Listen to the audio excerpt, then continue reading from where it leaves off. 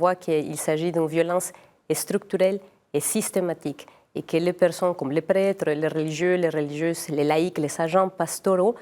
prennent au sérieux les messages de l'Évangile et de ce fait, leurs voix, comme il a dit, sont des voix qui dénoncent ce qui se passe au pays. Donc cela s'inscrit malheureusement dans une ligne d'assassinat très récente dans le pays. Il faut penser à l'assassinat des 2 jésuites en 2022, les pères Javier Campos et Joaquín Mora, assassinés dans le nord du pays, dans la montagne, dans la Tarahumara, et le père Marcelo Pérez, assassiné à Chiapas en 2024, donc défenseur des droits des indigènes, le père Bertoldo Pantaleón, assassiné dans l'état de Guerrero l'année dernière, et une autre longue liste de défenseurs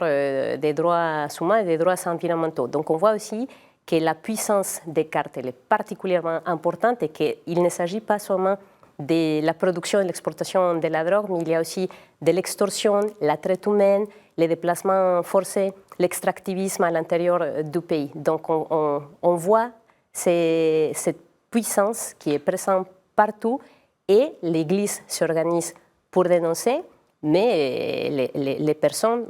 sont au risque de leur vie. De même, il faut se rappeler que le Mexique, c'est un pays qui est particulièrement dangereux pour les journalistes. Il faut voir ce que Reporters sans frontières rappelle toutes les années, pour les femmes aussi, qui sont victimes de féminicides, pour les populations indigènes qui sont déplacées de force et pour les migrants.